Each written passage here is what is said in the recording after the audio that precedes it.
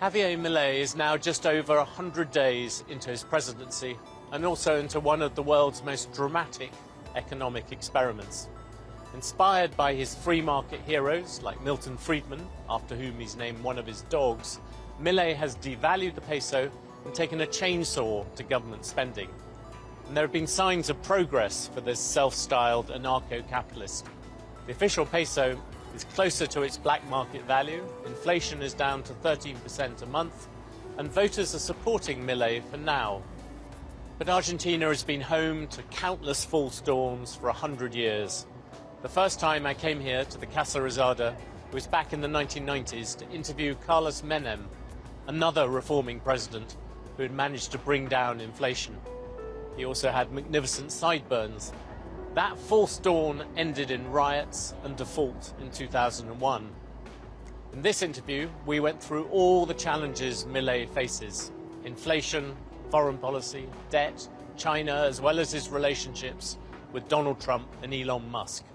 But I began by asking him about the currency. President Milei, thank you for talking to Bloomberg.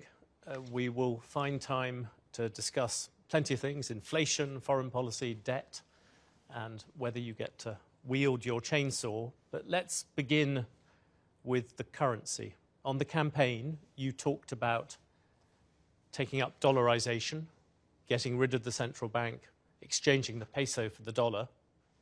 Now you're in power. You've said you will wait until after the midterm elections in October 2025, but you do want to lift currency controls, and you have narrowed the gap between the unofficial rate and the parallel rate.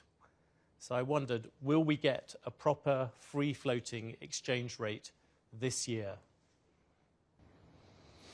A ver, en primer lugar, el objetivo final de eliminar el Banco Central sigue vigente, porque la discusión sobre el Banco Central, en primer término, es una discusión de índole moral, y para mí robar está mal.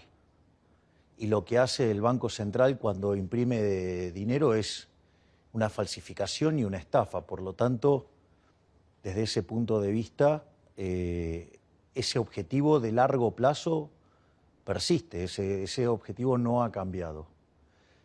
El punto es que después está la cuestión de la discusión técnica sobre qué implica estar dolarizado, o nosotros siempre hemos hablado en rigor de competencia de monedas, y después hay una cuestión de la instrumentación.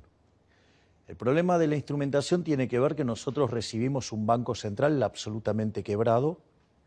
Las reservas internacionales netas eran negativas en 11.500 millones de dólares. Además, no solo que teníamos ese problema, teníamos el equivalente de 3 bases monetarias en pasivos remunerados, que además vencían en un día, y además al momento de que comenzó el mes de diciembre, la inflación venía viajando a un ritmo del 3.700 anual la primera semana de diciembre. Después se aceleró a un ritmo del 7.500% anual. Y de hecho, el mes de diciembre terminó con una inflación mayorista de 54%, que eso anualizado es 17.000%. Esto quiere decir que Argentina estaba en una situación verdaderamente descontrolada en el plano monetario. Argentina, para tener una orden de magnitudes, Argentina enfrentaba déficits gemelos por 17 puntos del PBI. De esos 17 puntos del PBI, 15 correspondían al déficit fiscal y cuasi fiscal, 5 en el Tesoro y 10 en el Banco Central. Por lo tanto, Argentina tenía un descalabro fiscal, monetario y cambiario extravagante, y eso requería, en primer lugar, sanear el balance del Banco Central.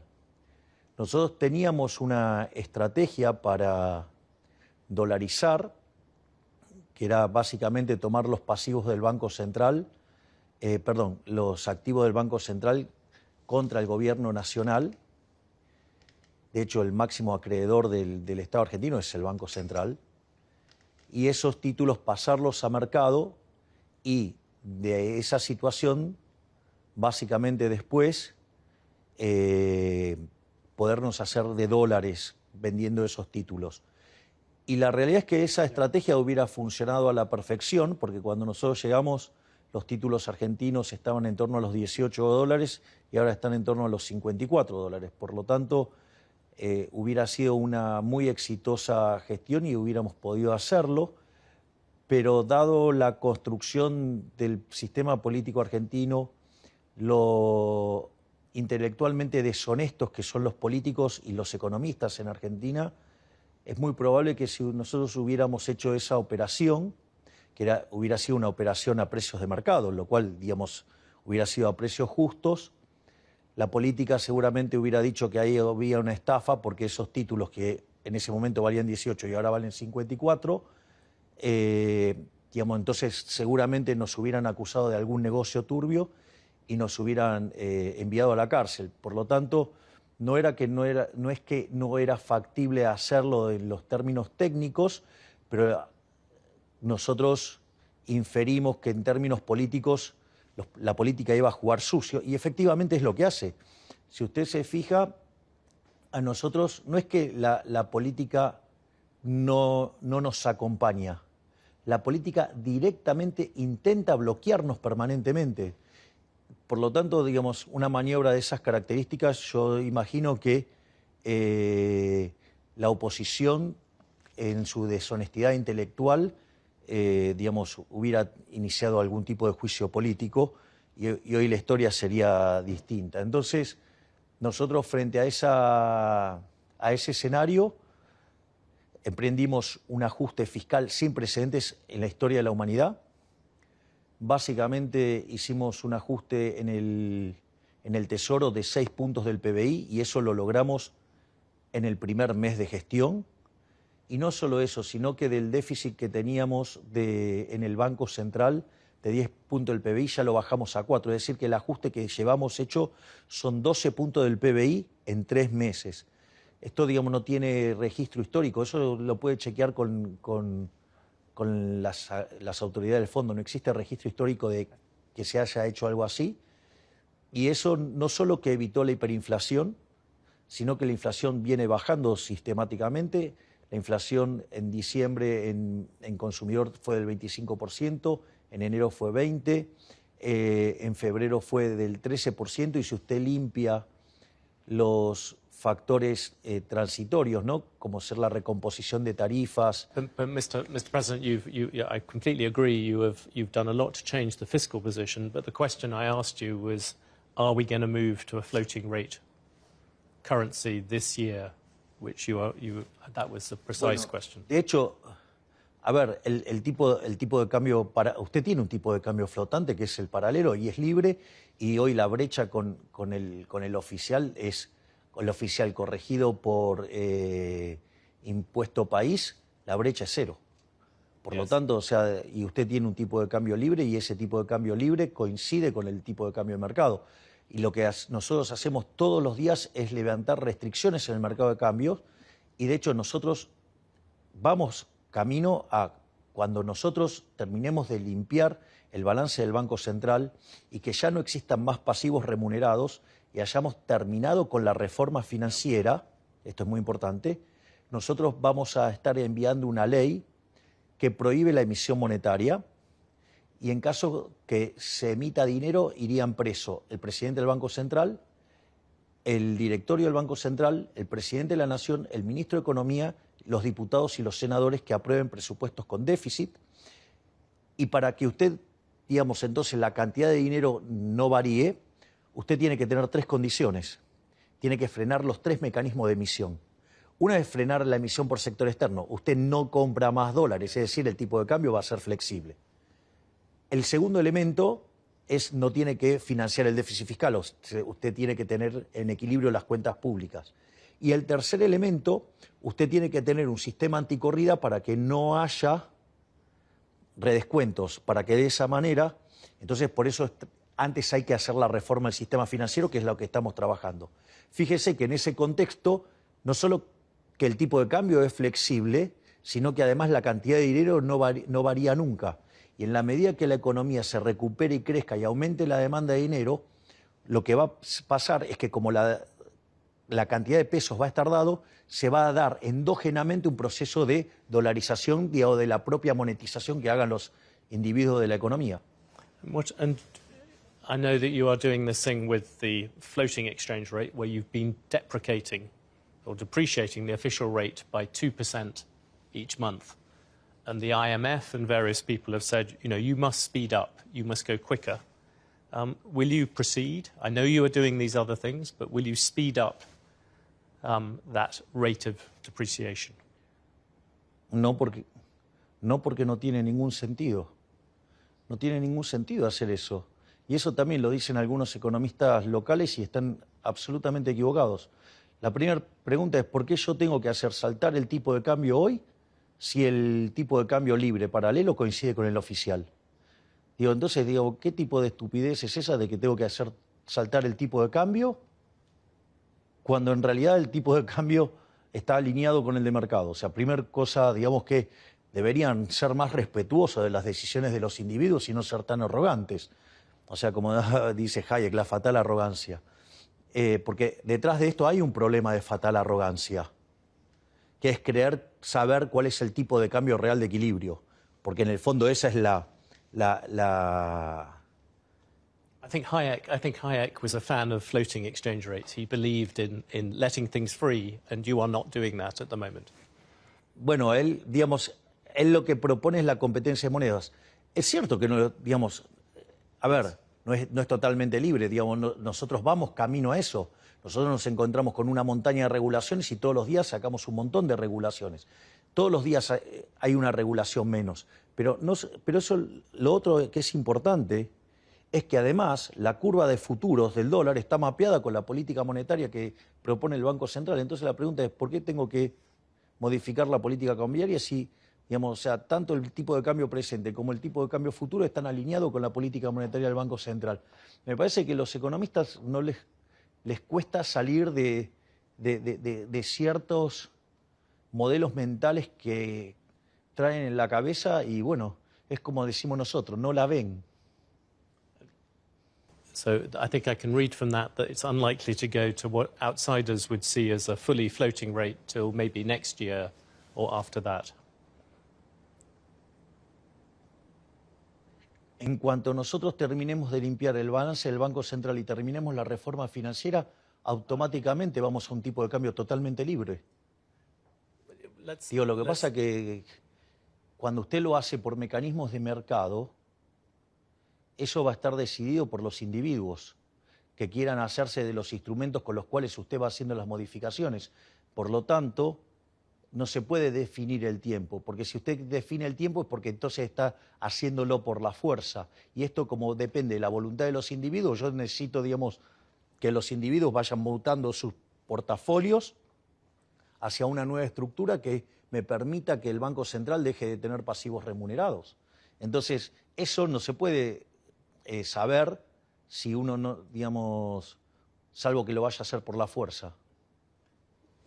Pero hay mucha gente que le cuesta pensar en términos de libertad. Yes.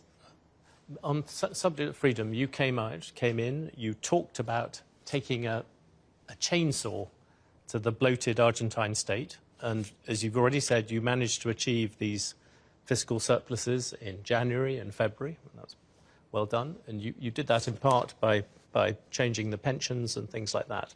But everyone would say in the end, you have to tackle government jobs and subsidies. And yes, you've begun to tackle 70,000 government jobs are going. But my question for you is, when are you going to deal with subsidies? At the moment, energy and transport, these are areas where Argentines get a fantastic deal from the state. If I use the subway here, the cost, I think, is 125 pesos, or 10 cents, when all the people you admire, Milton Friedman, Hayek, etc., they would say the real cost of that is around 750 pesos.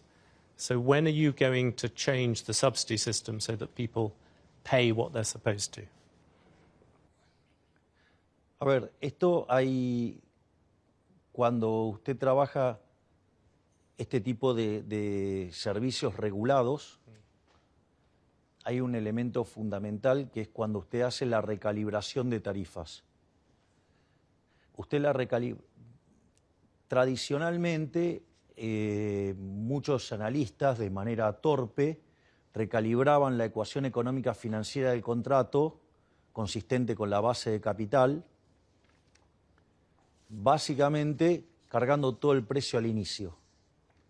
Eso no necesariamente es cierto, porque eso en realidad es una ecuación intertemporal y por ende usted puede trabajar sobre los distintos componentes que hacen a la ecuación económica financiera del contrato, que no es ni más ni menos que el flujo de fondos reescrito de otra manera, el flujo de fondos de la firma pero reescrito de otra manera, y donde usted busca el precio que hace que la TIR del flujo de fondos de la firma sea igual al WACC, al costo promedio ponderado del capital, y eso lo que hace es que no haya cuasi rentas, y eso asimila un equilibrio competitivo, y en ese contexto usted puede fijar senderos de tarifas.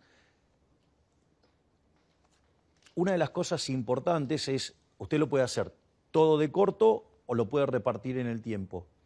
Si nosotros lo hacemos torpemente, como recomiendan algunos, todo adelante, el problema es que eso lo va a frenar la Corte Suprema de Justicia. Eso ya se lo hizo al gobierno de Macri la Corte Suprema de Justicia. Entonces lo que nosotros hicimos fue incorporar como restricción el fallo de la Corte Suprema de Justicia.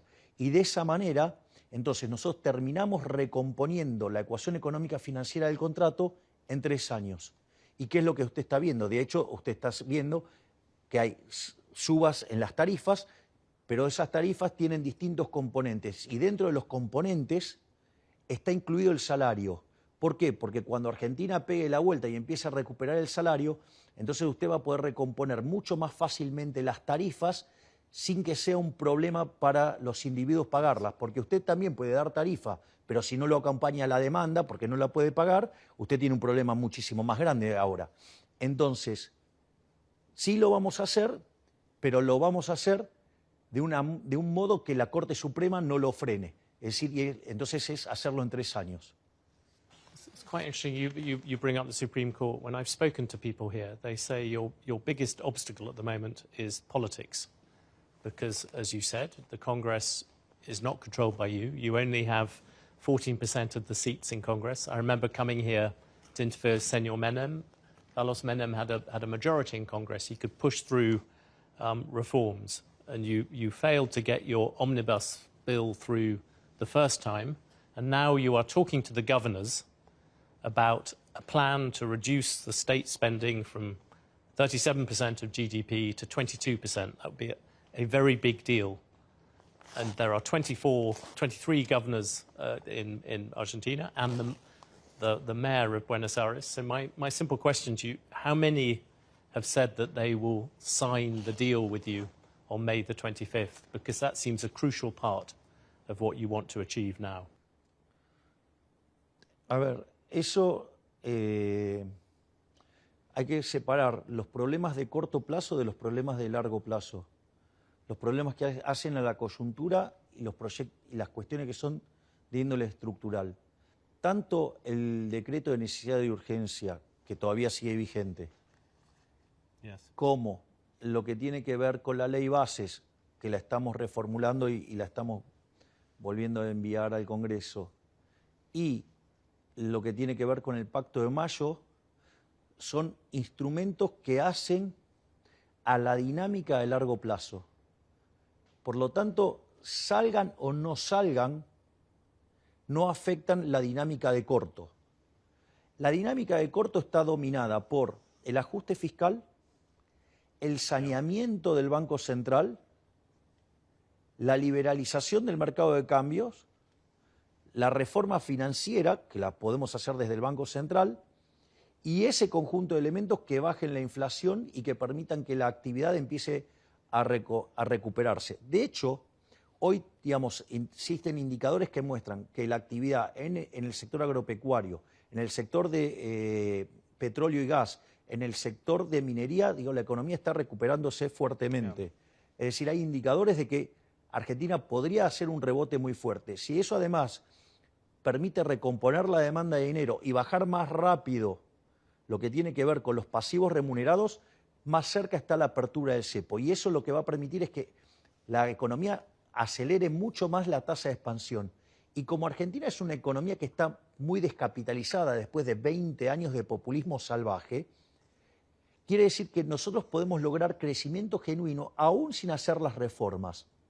Entonces, esto nos permitiría en el 2025 llegar con una tasa de inflación muy baja, con una economía expandiéndose muy fuertemente, y eso nos permitiría conseguir resultados electorales verdaderamente impresionantes que nos permitirían tener un Congreso que acompañe estas reformas. Y le voy a decir más, el 11 de diciembre del 2025 no solo voy a estar enviando las reformas que no me permitan pasar ahora, sino que además, porque son 1000 reformas estructurales, es el programa más ambicioso de la historia de la humanidad también, sino que además voy a mandar las 3000 que tengo pendientes. Es decir, nosotros vamos a transformar la economía argentina. Con las 1000 primeras reformas estructurales que nosotros enviamos, en términos de libertad económica, Argentina hubiera pasado a convertirse en un país como Alemania. O sea, y hubiéramos entrado en ese sendero que nos hubiera hecho llegar a ser en 20 años una economía como Alemania. Pero ese no es mi objetivo final. Mi objetivo final es tener niveles de libertad económica como los de Irlanda y terminar siendo un país que hoy tiene un PBI per cápita 50% mayor que el de propio Estados Unidos. Por lo tanto, ese es mi modelo y ya le digo, todas las reformas que ahora no me dejen pasar, las voy a pasar a partir del 11 de diciembre del 25 y las 3000 que tenemos pendientes también. Y le digo más, y seguimos trabajando en hacer más reformas. So really the biggest reforms could come after you get a majority in the midterms. Exactamente, exactamente, de modo tal que la política no pueda bloquear las reformas estructurales, porque esto es muy importante. Tiene dos dimensiones. Nosotros es la primera vez, por ejemplo, el decreto de necesidad de urgencia, que nunca a un presidente se lo rechazaron. A pesar de que cercenaban libertades individuales, que atacaban la propiedad privada y demás cuestiones aberrantes, nosotros, tanto el decreto de necesidad de urgencia como el caso de la ley bases, son instrumentos que dan más libertad a los ciudadanos, que hace que los mercados las estructuras de mercado sean más promercado, o sea, sean más competitivas, y además elimina robos de la política. Claro, esto último es gravísimo. La política no quiso dejar de robar. Es decir, la política antepone sus intereses de casta por encima de los que necesita el país. Bueno, entonces, en un sistema democrático, el sistema se va reciclando. Entonces, ¿qué es lo maravilloso de lo que ha hecho, por ejemplo, la política con la ley bases? Quedaron en evidencia, principio de revelación. Digamos, hay un montón de temas que la gente no sabía ni qué era, y hoy la gente sabe que los fondos fiduciarios los políticos los usan para robar. O, por ejemplo, digamos, cómo los senadores que votaron en contra quedaron expuestos en contra de la sociedad. Bueno, a mí me parece que esas cosas son fabulosas, porque si yo le hubiera dicho ex ante que a 2 meses de asumir nosotros íbamos a lograr coordinar todo el espectro político y separarlo ideológicamente, usted me hubiera dicho que era imposible. Y sin embargo lo estamos haciendo. Y también me dijeron que era imposible hacer un ajuste como el que estamos haciendo, porque dijeron que no iba a ser uno de más de un punto del PBI. Hicimos el ajuste fiscal de 6 y 6 en el Banco Central. Entonces, digo, mientras que están los que meditan y creen que las cosas son imposibles, ¿sabe qué? Yo me dedico a hacerlas. Can I ask you about inflation? Because it strikes me, yes, you are in a position where your politics, you may have to wait to 2025, but you have this issue with inflation that it went up to 26%, as you said, and now it's down to 13% a month. One issue for you is that if you do things like release capital controls, if you get rid of those subsidies, then inflation may go up in the short term. You may be doing the right thing in the long term, but inflation would go up in the short term. And inflation is the thing that you have promised Argentines you will keep low. Is that another reason for delaying? Yo no veo por qué, digamos, abrir el mercado, digamos, lo que genera la inflación es que, digo, yo no tenga todavía saneado el Banco Central. Eso es lo que, digamos, o sea, es la contraparte, es, si yo no tengo saneado el balance del Banco Central, quiere decir que yo no soy solvente como para rescatar. If you got rid of controls, there would be a rush to get dollars. Inflation would go up. Everyone, I think, would say that. Bueno, no necesariamente eso está pasando, pero el problema es el siguiente. Yo para hacer eso primero tengo que sanear el Banco Central. Porque es importante entender esto, porque cuando usted tiene el Banco Central quebrado, es decir, donde los pasivos monetarios superan a los activos que tiene el Banco Central, eso se corrige con un nivel de precio más alto tal que usted licúe sus pasivos monetarios. Cuanto usted más quebrado está, el nivel de precios de largo plazo es más alto. Por lo tanto, dado el nivel de precios de hoy, la pendiente que une esos dos precios es la tasa de inflación implícita. En la medida que usted va reconstruyendo la solvencia del Banco Central, que es lo que estamos haciendo nosotros, ¿sí?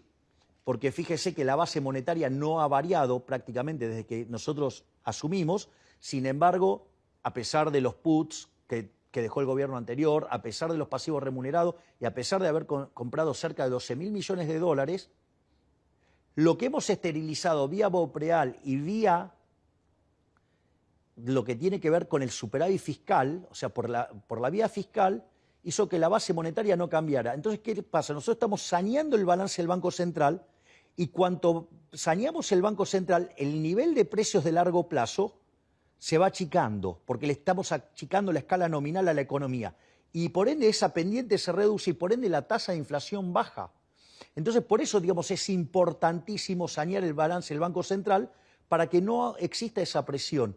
Entonces, una vez que nosotros logramos eso y que hacemos la reforma financiera para que no exista la posibilidad de tener que emitir redescuentos, porque la reforma financiera tiene que ir a un sistema de banca libre y que esté integrado con el mercado de capitales, de modo tal que no haya corridas y que todos los desequilibrios se limpien vía precios.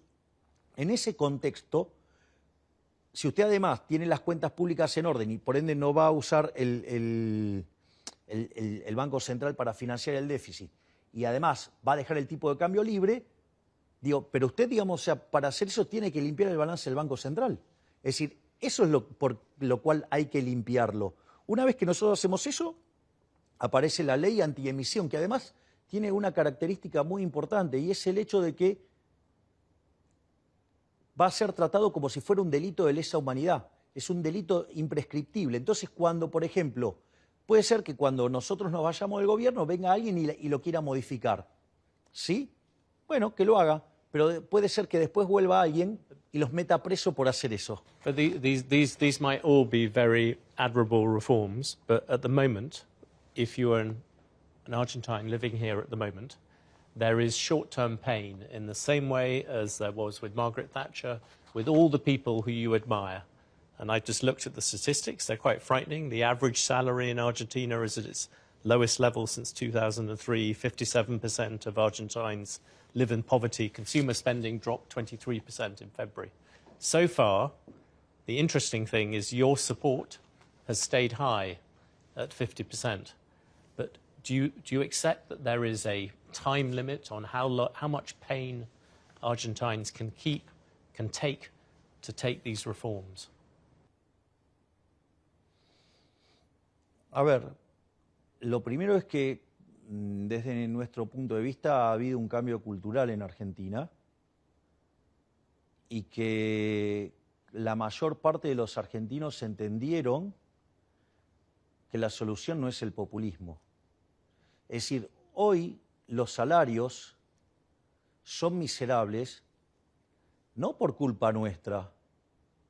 Los salarios son miserables como consecuencias de 20 años de populismo. Cuando usted toma el salario promedio de los argentinos en la década del 90 y lo trae a moneda de hoy, ese salario le da $3.000. Ahora, ¿por qué es redondeando para arriba, $600. Decía, perdimos 80%. I don't think anyone disagrees No, with no, the no, idea no, that no, no. Argentina. I came here in the 1990s. No, no. It's had disasters, Bueno, but pero it's your medicine. no quiero, entonces, porque si no entendemos lo que pasó, digamos, difícilmente lo podamos arreglar. Entonces, toda esta cuestión de estar manoseando los precios de la economía, eso lo que genera es una descoordinación entre ahorro e inversión. Hace que la inversión vaya a lugares donde no tienen que ir, porque son precios distorsionados, y el ahorro es castigado en favor del consumo. Es decir, el consumo presente es ponderado sobre el consumo futuro. Esa situación hace que de corto plazo usted tenga más consumo y más inversión que el que tendría en condiciones normales porque está falseando la señal de precios. Y eso hace que la economía transitoriamente opere por encima de sus posibilidades, pero no porque, digamos, no solo porque está mintiendo los precios, sino porque además en el medio usted se está comiendo el capital, que eso es lo que está ocurriendo. Cuanto más tiempo sostiene esa situación, cuando se produce la reversión es muchísimo más violenta. Argentina lleva 20 años haciendo esto. Entonces, digo, y eso se paga en términos de que tenemos 50% de pobres, más de 10% de indigentes. Bueno, digo, esa es la consecuencia de haber tenido 20 años de populismo. Digamos, tenemos un PBI per cápita, por ejemplo, que es 15% inferior que el que teníamos en el 2011. Entonces, cuando uno mira los números en dólares, es desesperante. Pero nosotros, al momento de llegar y recibir la economía, nosotros teníamos un desequilibrio monetario peor que en la previa al Rodrigazo, de 1975. Teníamos el balance del Banco Central quebrado peor que en la previa de la hiperinflación de Alfonsín en el 89. Y teníamos indicadores sociales peores que los que tenía de la Rúa en el año 2001, previo a la caída de la convertibilidad. Digo, era la suma de todos los males. Entonces, ¿nosotros qué es lo que hicimos? Le explicamos a la sociedad el estado en el cual se encontraba y cuáles eran las medidas. Y donde hay algunas cuestiones, digo, que usted no la podía resolver. Yo le hago una pregunta. Si a mí la inflación me viene viajando a un ritmo que oscila entre el 7.500 y el 15.000% anual, ¿usted cree que hay alguna solución gradual para eso? ¿Usted cree que puede haber una solución donde usted dice, no, bueno, puedo seguir emitiendo, puedo seguir sosteniendo déficit fiscal? Digo, no existe esa solución. La solución era una solución hiperortodoxa y además, digamos, como no había ningún tipo de financiamiento, además era de shock. O sea, usted necesitaba que sea de shock y bien potente para cortar de cuajo esto. Porque sí, usted me puede decir todos los indicadores que quiera que pueden lucir mal hoy de la economía. Sí, fantástico. Pero ¿sabe qué? En el escenario alternativo, y hubiéramos hecho lo que, digamos, cosas como las que venía haciendo el gobierno anterior, y hoy estaríamos con 95% de pobres y 60% de indigentes,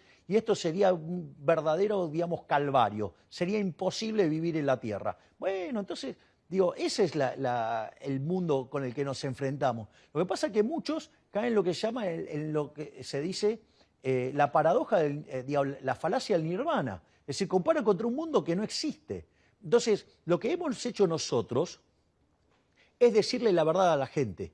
Y otra cosa que es muy importante, nosotros no solo que decimos lo que pensamos, hacemos lo que decimos, pero lo dijimos en la campaña. Entonces decía, no, bueno, lo hice porque está en campaña. Lo dije cuando asumí, bueno, lo hice cuando asumí. Y cuando usted mira los hechos, digamos, nosotros tenemos una perfecta coherencia. Entonces nosotros dijimos, mire, la situación es complicada y requiere de remedios muy fuertes. De corto plazo vamos a tener sufrimiento, pero después vamos a salir. ¿Y sabe qué es la realidad? La gente lo está viendo, porque mire, cuando nosotros... Hoy, por ejemplo, el 70% de los argentinos admite que está peor. Es decir, eso que usted describía es cierto. Ahora, fíjese esto. Cuando nosotros asumimos, solo el 20% de los argentinos creía que de cara a 6 meses iba a estar mejor. En enero, ese número trepó a 30. En febrero trepó a 42. Y hoy está arriba del 50. Hoy ya más de la mitad de los argentinos sí ven luz al final del camino. No solo eso. Cuando usted, por ejemplo, pregunta sobre la inflación, el 70% de los argentinos están convencidos que vamos a bajar la inflación. Hay 50 puntos porcentuales que creen que lo vamos a hacer el primer año y hay 20 que creen que lo vamos a hacer en 2 años. Pero no solo eso, cuando usted mira cuál es la palabra que refleja el sentimiento de los argentinos, ¿sabe cuál es? Esperanza. Es decir, lo que a mí me parece fascinante de todo esto es que los argentinos entendieron que el populismo no es solución, que las soluciones fáciles que le vendieron a lo largo de los últimos 100 años los delincuentes de los políticos y los delincuentes de los economistas eran falsas y que hay que ir por una solución ortodoxa pura y de mercado, y que eso es lo que nos va a sacar adelante. Y eso es lo que yo creo que está ocurriendo. Por eso, aún a pesar de que estamos haciendo el ajuste más grande de la historia de la humanidad, mi popularidad aumenta, porque la gente sabe que le estoy diciendo la verdad. Can we look at foreign relations? Last year, you called the Chinese government an assassin. Now you're in government. Do you still see China that way? Nosotros, digamos, en el caso del gobierno chino, digamos, nosotros lo que siempre hemos dicho es, nosotros somos liberales y si la gente quiere hacer transacciones con China puede seguir haciendo las mismas transacciones que hace siempre. Yo lo que dije es, yo no voy a estar alineado con comunistas. ¿Y acaso estoy alineados con comunistas? Justamente, una de las cosas que está pasando es, ¿yo con quién dije que me iba a alinear? Con Estados Unidos y con Israel. ¿Usted tiene alguna duda de que estoy alineado con Estados Unidos y con Israel? No, but in fact you have a very good example at the moment, and I'll come back to Israel and the United States later. But now, as you know, in Argentina, the focus is on a Chinese space station in Patagonia that your predecessor allowed to get built. The US says that the space station has military purposes. Will you close it down? Bueno, a ver, el punto es el siguiente. Se están comenzando a iniciar las negociaciones para hacer justamente las auditorías y la inspección de eso, digamos, porque los chinos dicen que no es así. Entonces, digamos, se va a ir a una situación en la cual se va a estudiar la situación. Por lo tanto, digamos, eso tampoco es un problema. Is a factor in this the fact that you have that $18 billion currency swap line with China, which you do need. You need it for the reserves at the central bank. It's a big portion. Does that influence your thinking on China? Esa situación es un acuerdo que se hizo y que tiene que ver con el intercambio comercial de los países. Si yo no voy a estar modificando los acuerdos comerciales, porque creo que son acuerdos comerciales entre privados, digamos, porque así como nosotros tenemos una parte en el Banco Central nuestro, digamos, ellos tienen, digamos, la contraparte en el Banco Central de ellos. Por lo tanto, eso tampoco es un problema. Y la verdad es que, digamos, la relación comercial no se ha modificado. Por lo tanto, tampoco es un problema eso. I suppose the problem would be if I was the Chinese government and you called me an assassin, I might be less keen to renew the currency line. Digamos, ¿en qué se modificaron las relaciones comerciales? En nada. Por lo tanto, digo, eso es un contrafáctico que hoy, digamos, no tiene asidero real. What about other sources of capital? Because I know you've begun discussions again with the IMF. Your economy minister talked about it. You have a facility there of $44 billion. How much money would you like to get from the IMF, and when do you think you would get it? It would obviously imply that they were approving of your reforms. A ver, el fondo puede aprobar las reformas y no necesariamente tiene que ser todo el dinero que yo estaría buscando para acelerar la salida del cepo. Nosotros consideramos que para acelerar la salida del cepo, para hacerlo hoy, por ejemplo, necesitaríamos 15.000 millones de dólares. Entonces, ahora, mire, si usted va y revisa los comunicados del fondo, usted va a ver que estamos frente a una situación inusual aún en la historia del fondo, donde somos el único país que en la historia del fondo sobrecumplió todas las metas y en tiempos récord. No solo eso, sino que además eso facilita mucho la posibilidad de hacer un nuevo programa y y la posibilidad de que haya o no dinero fresco también depende de las condiciones financieras del Fondo Monetario Internacional.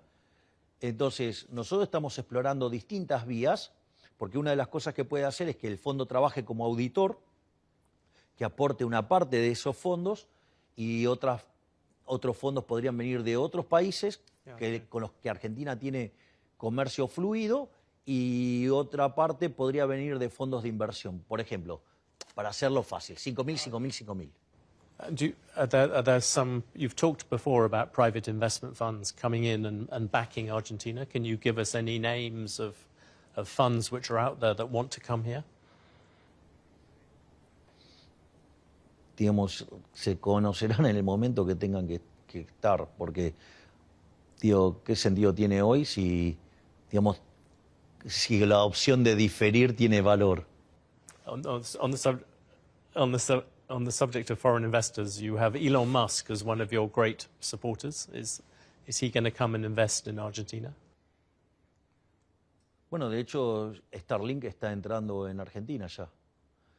De hecho, a modo de promoción, han donado 33 equipos a escuelas rurales. Y prontamente vamos a tener una reunión con Elon Musk, así que no tengo dudas que Elon Musk será un jugador activo y que tendrá un rol preponderante en la nueva Argentina, que está saliendo de la decadencia de 100 años de populismo para iniciar el camino de ser nuevamente una potencia. Do you think this year we might be able to see Argentina returning to the public debt markets? Is that a hope, a plan for this year at all? Bueno, Argentina, para poder volver a los mercados de deuda, tendría que llevar su riesgo país a niveles de 1.000 puntos básicos. Y, por ejemplo, en el día de hoy Argentina ya quebró la línea de los 1.400.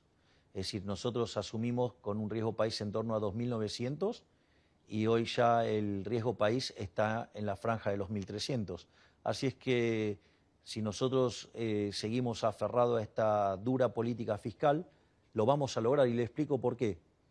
Porque cuando nosotros hablamos de déficit cero, hablamos de déficit cero en la línea financiera, es decir, después del pago de intereses. Entonces, si el déficit financiero es cero, eso quiere decir que la deuda no crece. Si la deuda no crece, la relación deuda-producto es no creciente.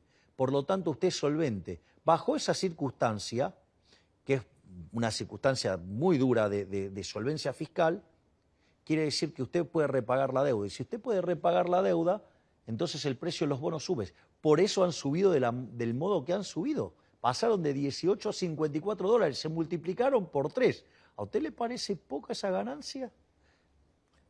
You talked earlier about your support of Israel, and you've been an outspoken supporter of Israel. I wonder, do you now support a ceasefire in Gaza? You have Joe Biden pushing for that. Yo en realidad apoyo las acciones que está llevando a cabo el gobierno de Israel. Even including, I mean, you've said that before, but yesterday we had the terrible tragedy of the aid workers being killed, which even Netanyahu has apologized and said that was a mistake. Do you accept that Israel has made some mistakes in Gaza? De vuelta, desde mi punto de vista, la estrategia que está llevando adelante el gobierno de Israel es correcta. Es decir, digamos, y mi posición fue siempre la misma. Siempre sostuve que condenaba los actos terroristas del grupo terrorista Hamas. No solo eso, sino que, digamos, expresé mi solidaridad total y absoluta con el pueblo de Israel, sino que además estoy en favor del derecho a la legítima defensa, y la estrategia que está siguiendo y llevando a cabo Israel es la correcta. Por lo tanto, o sea, digamos, yo apoyo abiertamente las acciones de Israel. ¿Pueden ocurrir errores? Bueno, la vida tiene esos problemas, pero, digamos, o sea, Israel trata de hacer las cosas dentro del marco, digamos, establecido a nivel internacional de cómo se enfrentan estos problemas. Por lo tanto, es decir, digamos, yo apoyo a Israel en esto. Can I ask you two very quick last questions, both to do with your kind of your ideology. The first one is you are a libertarian, you're an admirer. I mentioned Margaret Thatcher earlier. Milton Friedman, you named one of your dogs after, and yet at the same time, you are a big supporter of Donald Trump. Milton Friedman was about free trade, free markets. Donald Trump is possibly somebody who's pushed protectionism. He's someone who takes a warmer view of Vladimir Putin than you do. He tends to be much less supportive of the kind of liberal economics that you do. And I wondered whether, what has changed? Has liberal economics changed, or is Trump really not that? Do you really support Donald Trump in that way? Desde mi punto de vista, o sea, primero hay que, dentro de las líneas liberales, libertarias, hay distintos tipos.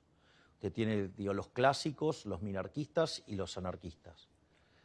Respecto a cómo, manejarse en la vida real, Murray Rothbard ha dado lineamientos correctos de lo que debería ser la acción política de un libertario. Por lo tanto, lo primero que habría que hacer es compararlo contra esa línea, no contra la línea de otros economistas que corresponden a otras líneas. O sea, yo puedo admirar fuertemente a Milton Friedman, pero mi máximo referente es Murray Newton Rothbard. Que aparte le digo, es cierto que anarcho-capitalist. Es cierto que uno es exactamente, es cierto que uno de mis perros se llama Milton, por Milton Friedman, pero también es cierto que uno se llama Murray por Murray Rothbard. Presumably the Milton dog barks every time you mention Trump. No, Milton tiene una personalidad muy particular, o sea, Milton le gusta mucho estar con mujeres, es increíble, es el que más afinidad tiene, es increíble. Pero al margen de la personalidad de mis hijos de cuatro patas, porque después hay dos que se llaman Robert y Lucas, por Robert Lucas. Pero también es cierto que yo, les fui proponiendo los nombres y no se acercaban. Entonces, el nombre fue elegido por ellos en función del nombre que dije y cuando se acercaron. Pero yo dije Ludwig y no se me acercó ninguno, y cuando dije Frederick tampoco, o sea, por Mises y por Hayek. Pero al margen de la cuestión simpática, y Conan, que es el papá de los chicos, o sea, tiene que ver con el guerrero bárbaro. Acá lo importante, lo que usted me está preguntando es, mire, lo más valioso de lo que ha sido la política de Donald Trump es que identificó correctamente quién es el enemigo. Y el enemigo es el socialismo. O si usted lo quiere poner en terminología de como lo usan más la Escuela Austríaca de Economía, podría hablar de los estatistas. Es decir, en mi caso, yo los uso, lo que pasa que hago diferentes lecturas de qué se defino como socialismo, y entonces, o sea, lo que Huerta de Soto puede calificar como estatismo, es una definición similar a esto. Y en ese sentido, Donald Trump identificó correctamente el enemigo, y lo identificó perfecto, con la claridad que muy pocos tienen.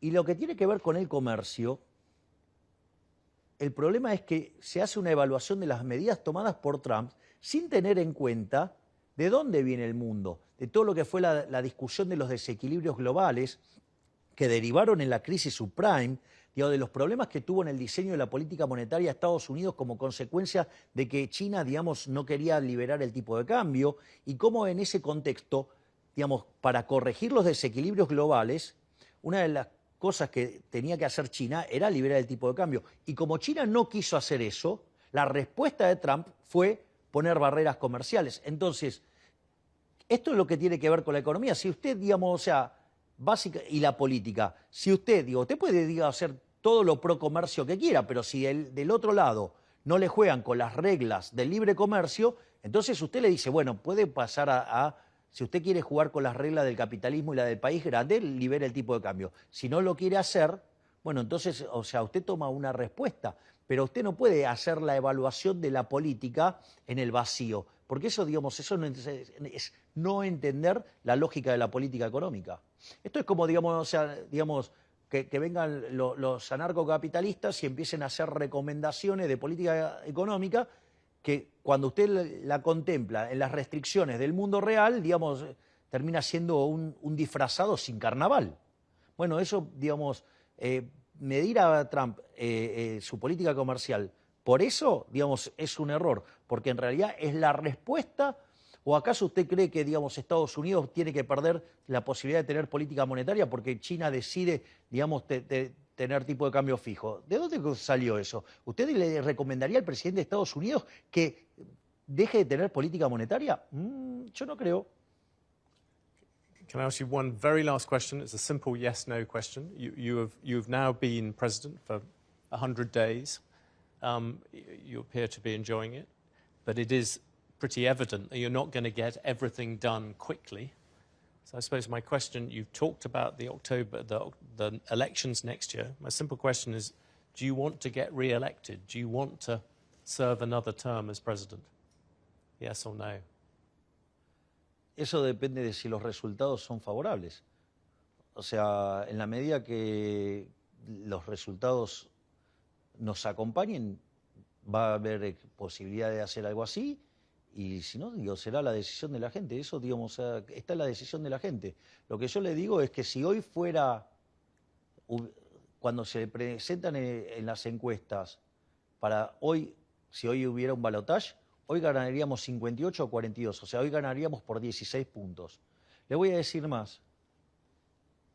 Si se piensa en primera vuelta, sacaríamos 48 puntos. Eso nos alcanzaría para ganar en primera vuelta, porque quien mejor está posicionado tiene 20% de intención de votos. Pero no solo eso. Eso no quiere decir que los 10 puntos restantes no los pudiéramos conseguir una parte. Supongo que consigue la mitad. A pesar de estar haciendo el ajuste fiscal y el ajuste monetario más grande de la historia de la humanidad, nosotros hoy estaríamos en condiciones de ganar en primera vuelta con el 53%. ¡Ey! ¿Por qué voy a cambiar? ¿Por qué voy a cambiar? I think I'll take that as a yes. President Milei, thank you very much for talking to Bloomberg. No, por favor, ha sido un verdadero placer. Thank you.